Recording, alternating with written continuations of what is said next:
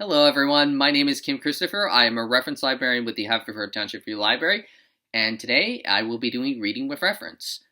So I have a couple things to talk about today. To start, something is killing the children. And if you've watched our lunch break with the librarians, in that interview I mentioned that this is something I had tried to get my hands on for our library's collection before we closed.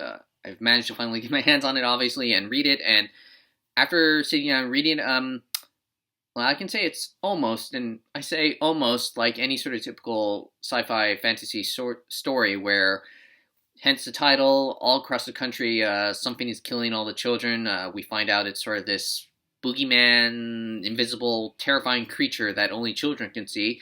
And so we're introduced to the character of Erica Slaughter, a monster hunter from this very mysterious shadowy organization, and, well, she goes to Archer's Peak in the story, where she prepares for that climactic final battle with this boogeyman invisible monster.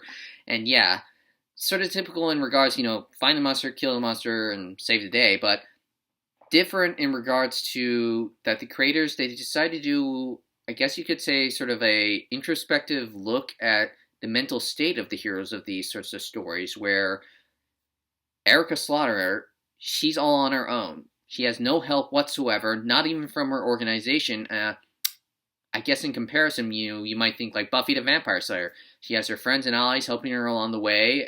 She falls down, they help her back up, they kill the monster, save the day, and, well, happy ending. But not for Erica. Like I said, no help whatsoever, not even anyone just like offering her words of encouragement. She has this sort of odd spirit guide, you could say, but the spirit guide's very cynical and not helpful at all. But yeah, just this look at the monster hunters, just showing that even though they seem superhuman, in the end, they're just fragile creatures like us emotionally. And as a result, Erica, she sort of has, you could say, PTSD, because she would like to be able to save everyone, but she can't. And so throughout the series, it's sort of a slow burn. You're only introduced briefly to the monster at the beginning and even at the end with the climactic battle, but yeah, this series just really is more focusing on just, the human aspect, showing the human side to these monster hunters. And that's what makes it an interesting read for me, at least. And also if you're looking for, just a new series to read, something different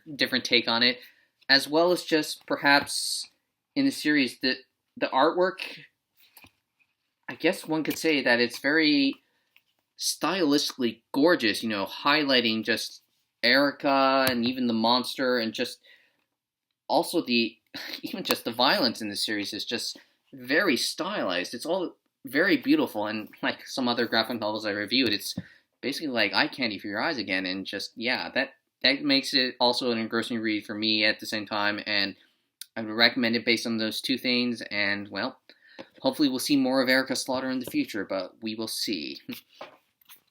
And then last, here, I have the graphic novel Day Tripper. And, well, this is just a really gorgeous graphic novel I read, where it's a sort of an insightful, thoughtful look at life and death, where the authors, they wanted to do this sort of meditation on mortality, as they called it, where you as the reader, you examine the life and deaths of the character Braz to Olivia Domingos. And deaths, because in every single story at the beginning, some sort of life-changing event takes place for Braz, death in the family, first time falling in love, those sorts of things. And he's forced to examine his life in total, just asking sort of profound life questions like, where am I going to go from here now?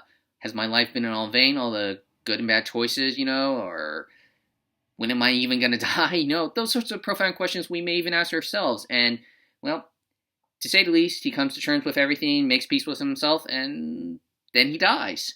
And this is how the story goes over the entire graphic novel. Just he lives, contemplates life, and then he dies. And I'll admit, that doesn't seem like a real hooker or interesting story, but it's absolutely necessary in the story to have him live and then die, and, contemplate all these life questions, because his deaths are so profound and moving that as a result, you, the reader, you yourself, you pause and then you think about all those sorts of things in your life as well, because there's a tagline that goes along with the series that really explains things, that what are the most important days of your life?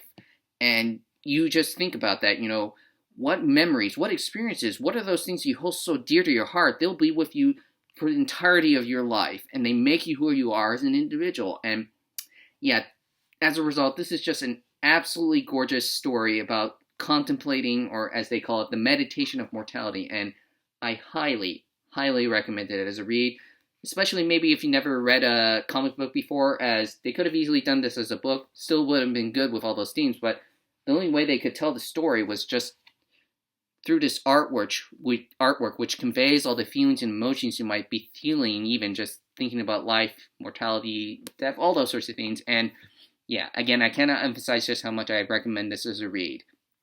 And well, that is everything I have to say today in the short time we have. Until we talk again next week, please keep in mind that with our curbside pickup going on right now, please check our catalog first to see if something is available. It will say contact library, and also Day Tripper is available in our library. We do have it. You can check it out now. Something is Killing the Children, like I mentioned, I have ordered it. Hopefully it will be on the shelf soon enough. We'll see. But Hoopla does also have it to check out. And please also watch Catherine's Tech Time video on using our catalog, as well as how to request items.